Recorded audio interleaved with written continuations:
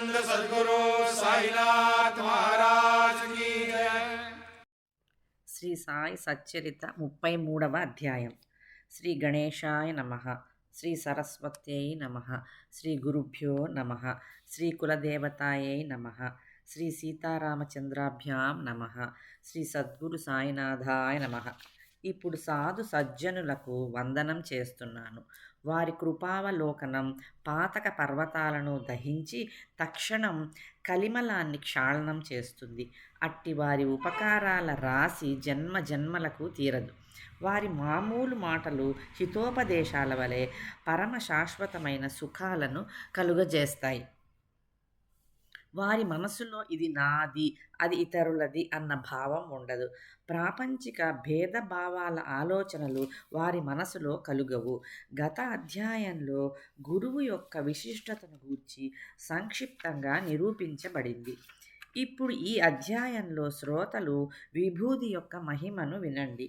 సాయిబాబా దక్షిణను అడిగి మరీ పుచ్చుకొని పేదలకు దీనులకు ధర్మం చేసి మిగిలిన డబ్బుతో కర్ర పుల్లలను కొని రాసిపోసి ఉంచేవారు. ఎండు కర్రలను తమ ఎదుట ధునిలో వ్రేల్చేవారు. దానిలో అమితంగా వచ్చే బూడిదను భక్తులకు విభూదిగా ఇచ్చేవారు. భక్తులు షిరిడీ నుండి తమ ఇళ్లకు మరలి వెళ్ళే సమయాన బాబా వద్ద సెలవు తీసుకునేటప్పుడు వారికి బాబా విభూదిని ఇవ్వటం పరిపాటి. ఇది భక్తులందరికీ తెలుసు.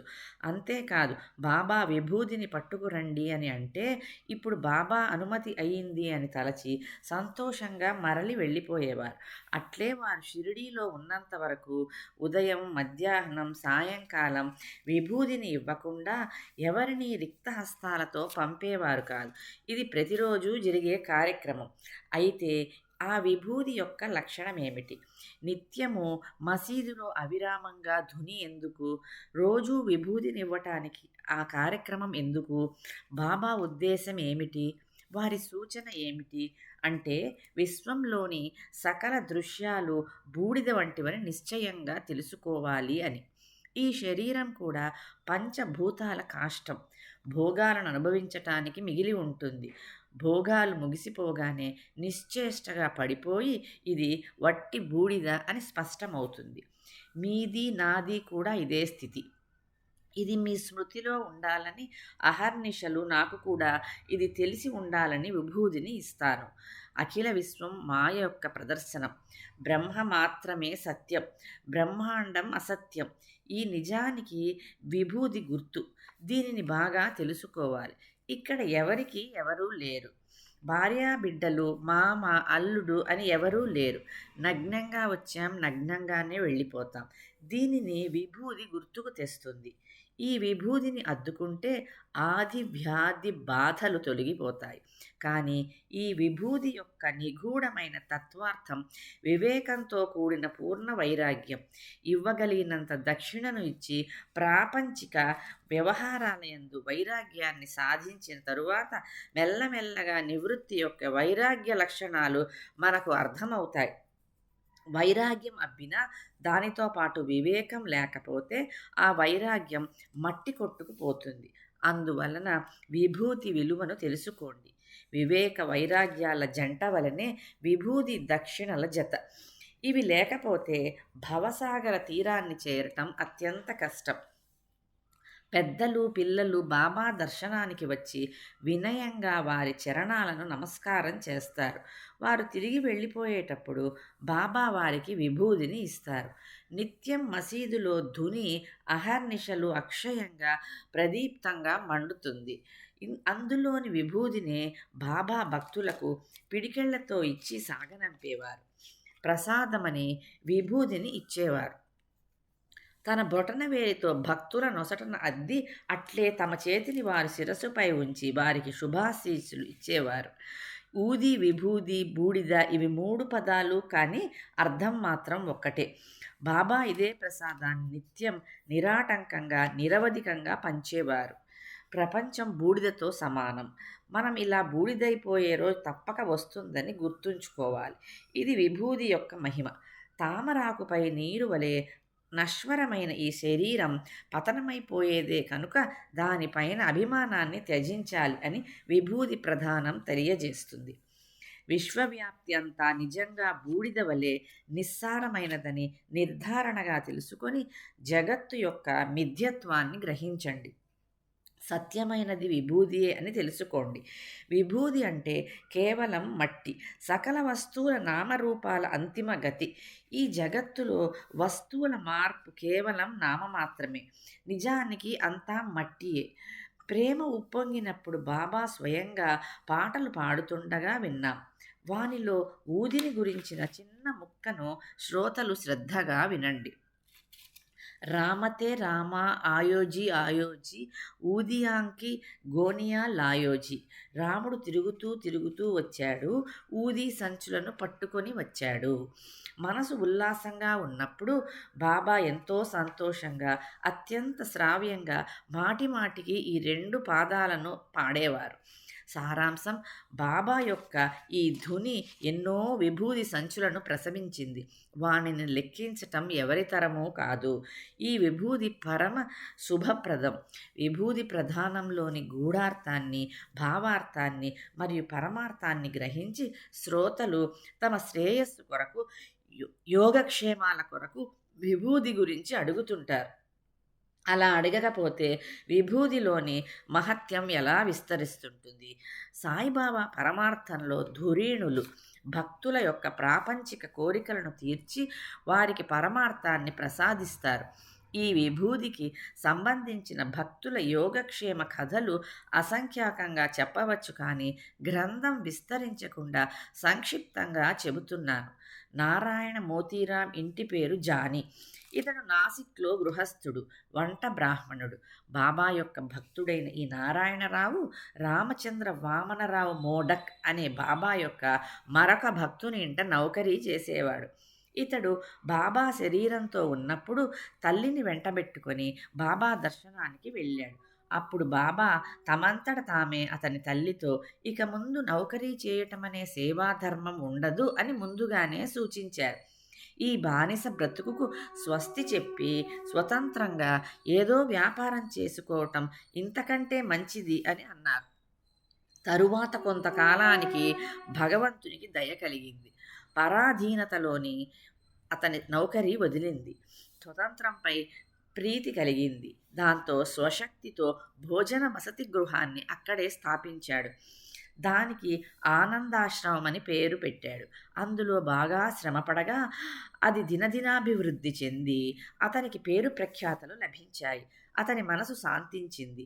అలా జరిగిన దానిని గమనించి అతనికి సాయి శరణాలయందు నిష్ఠ పెరిగి అది దృఢమైన భక్తిగా మారింది. అనేక అనుభవాలు కలగడంతో ఆ భక్తి బలంగా నాటుకుంది. సాయి యొక్క వాణి అతని అనుభవంలోకి వచ్చింది. శ్రవణార్థులకు ఇది ఒక కథ అయ్యింది. అతనికి సాయి చరణాలయందు ప్రేమ అభివృద్ధి అయ్యింది. సాయి యొక్క లీల అపూర్వం.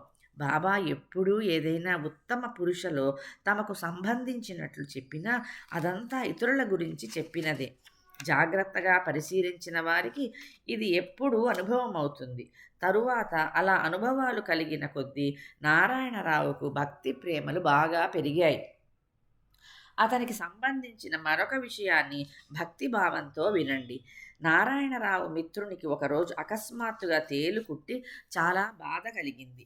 అటువంటప్పుడు కుట్టిన స్థలంలో విభూదిని రాసుకుంటే చాలా ఉపయోగకరం. కానీ ఎంత వెదికినా ఊది కనిపించలేదు. మిత్రునికి బాధ సహించరానిదయ్యింది. విభూది లభించలేదు. నారాయణరావు బాబా పటానికి నమస్కరించి వారి కరుణను అర్థించాడు. తరువాత ఆ పటం కింద అగరవత్తుల నుండి రాలిన బూడిదను ఆ క్షణం విభూదిగా భావించాడు.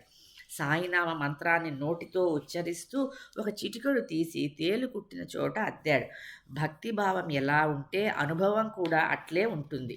ఇది శ్రోతలకు వింతగా అనిపించవచ్చు, కానీ విభూదిని రాసిన తక్షణం బాధ వచ్చిన దారే పారిపోయింది. ఆ ఇద్దరి హృదయాలలో ప్రేమ ఉప్పొంగింది. ఇదైనా అగరవత్తుల నుండి రాలిన విభూది. దీనిని బాధపడిన వ్యక్తికి రాయటం జరిగింది. కానీ విభూది అని భావించినప్పుడు దానిపైన మట్టి కూడా ఇటువంటి అనుభవాన్ని కలిగించింది. ఆ మట్టిని బాధపడ్డ వారికి కాక వేరే వారికి రాసినా అది ఉపయోగపడుతుంది.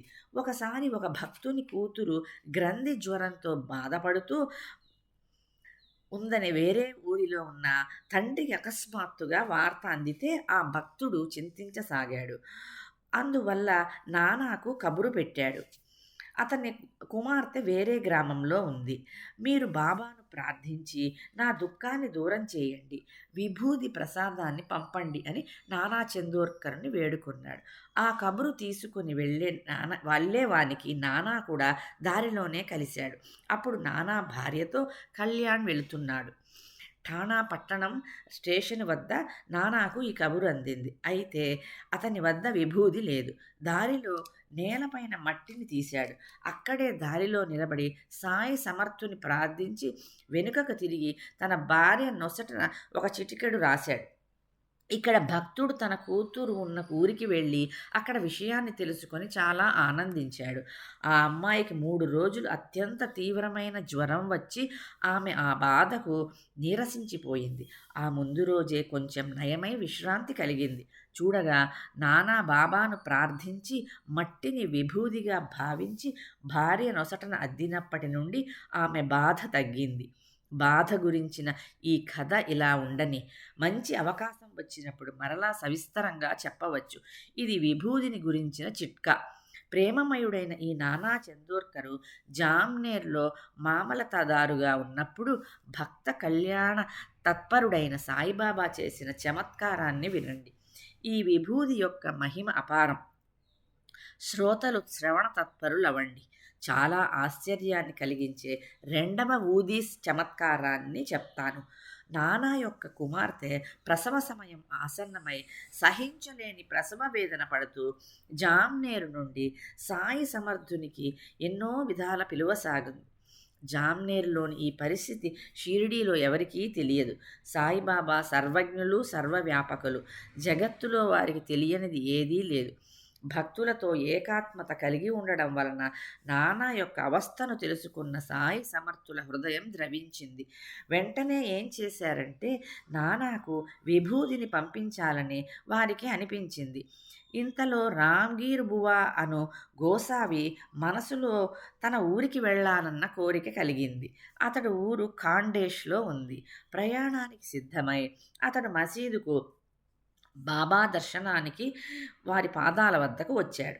బాబా శరీరధారులై ఉన్నప్పుడు ముందుగా వారి పాదాలపై పడకుండా ఎవరైనా ఏ కార్యం కోసమైనా సరే వారి అనుమతిని తీసుకోకుండా వెళ్ళరు.